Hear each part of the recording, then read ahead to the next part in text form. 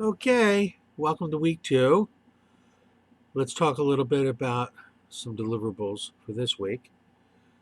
You have a 1 to 2 page Word document due. Please, 1 to 2 pages. Okay, which means it can be less than 2 pages. It's got to be more than one, and that's it. Okay. I mean, I've had like 13-page papers. Please no. Um, and it includes your responses to be completed with regards to the communication grid template. So you want to take that into consideration. Um, please use double spacing, 12 point Times New Roman font. That's a classic for APA formatting.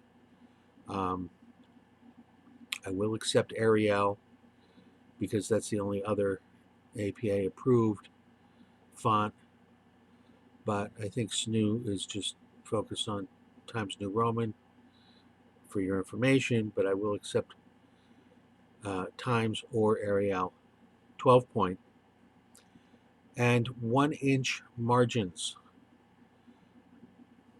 That's it. Not a big deal, really.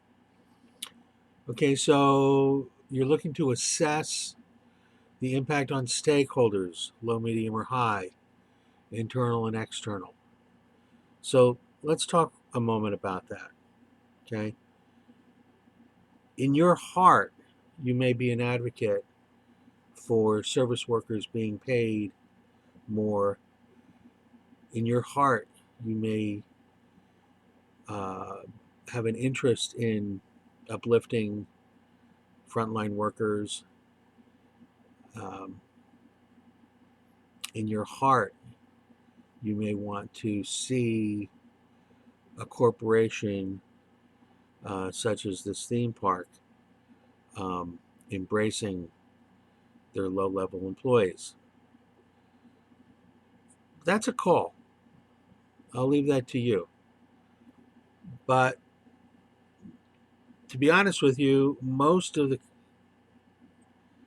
um, colleagues you've had in the past have said that the impact on employees as internal stakeholders as high. Uh, that would be nice, you know, but this is a capitalist society. It's the United States of the almighty dollar. Let's be honest. The fact of the matter is, a lot of corporations make their profits off the backs of their frontline workers. So I would think that it's actually low.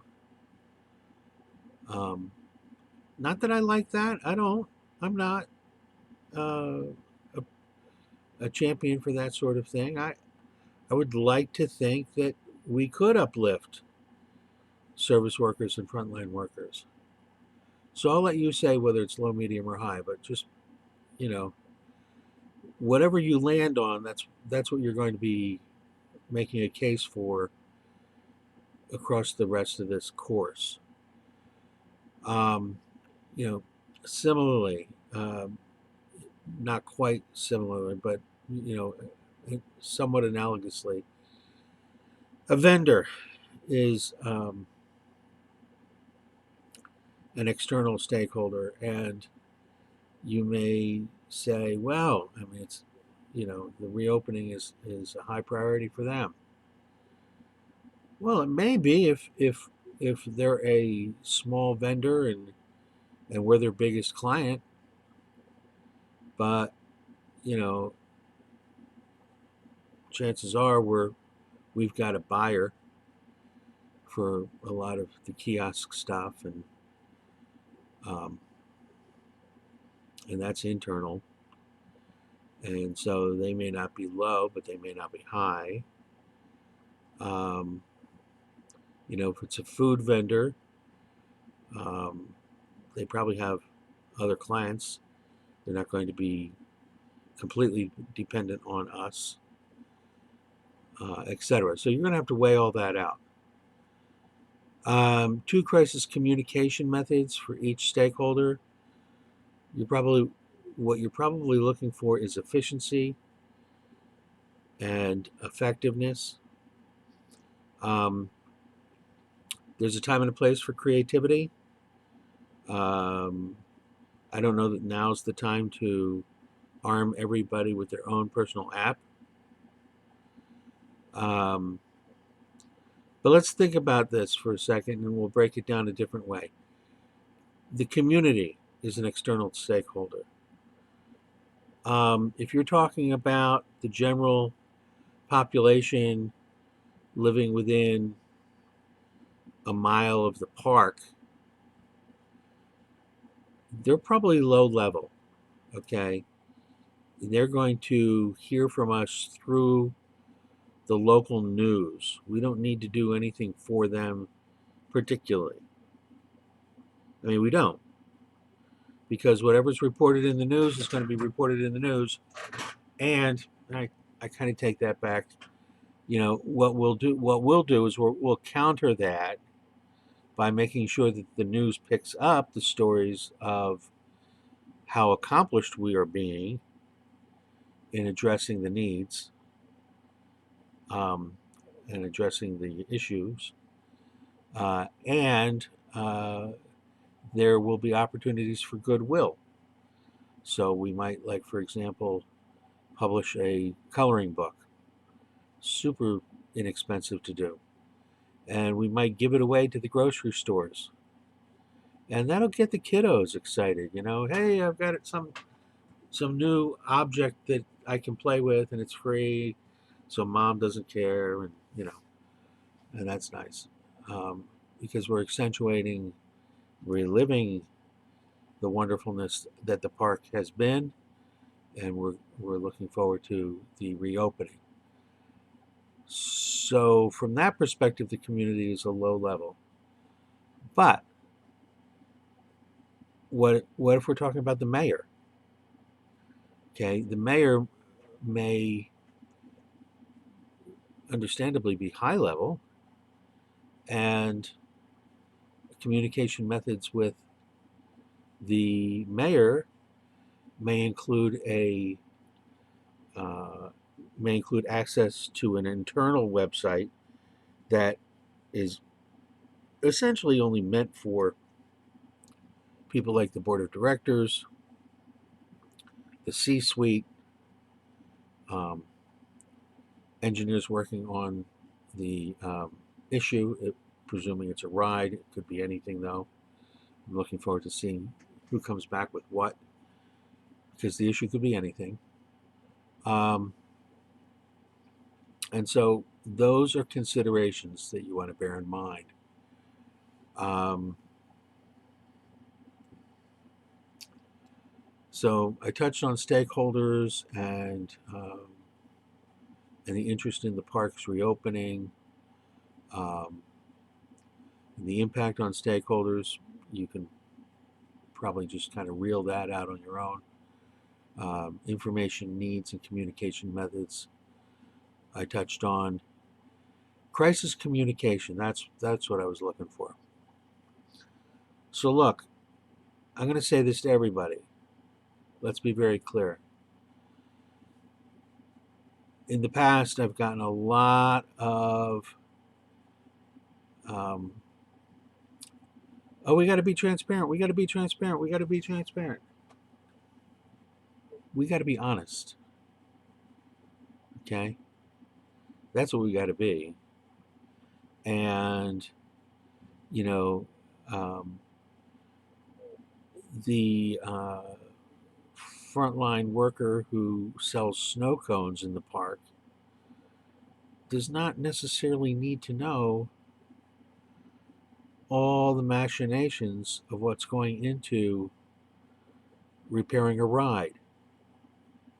You know, if that's what the issue was, um, that the ride has been addressed by subject matter experts, by uh, park design engineers, there are such things, designers of theme park rides. Um, that the repairs meet or exceed state and federal standards. Um, if there's a world standard, there are industry standards for safety and security. Um, you know, some kind of condensed bullet like that could be shared, but to go on ad nauseum about that sort of thing um, does not serve us ultimately. So, the overarching crisis communication is one of: we had an incident, we have completely addressed the incident in such a way that we are safer than we've ever been, and that should take the space of, maybe 5 seconds in the great scheme of things.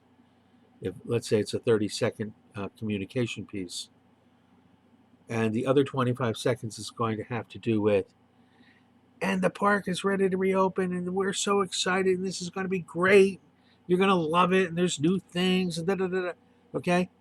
So the onus is on the wonderfulness of reopening. It's not. It's not on the crisis. Um, so you got to figure uh, for, oh, but people got hurt. Yeah. Okay, how many people got hurt? Let's say it was 2 employees and 2 consumers. That's 4 people. We probably have 9,000 people coming through our park every month. So the statistics alone would be like, here's a mountain, and that's the wonderfulness, and here's a little rock at the base of the mountain, and that was our issue. And now there's no rock, and in fact the mountain is bigger and better and safer than ever. Mountain, little rock, gone. It's that's the nature of what we're looking to convey. So, with that in mind, I hope I've given you a comprehensive overview for this second week consideration. It's 3 key stakeholders and a minimum of 1 internal and 2 external. And I will look forward to all of that, and I'll see you in the classroom.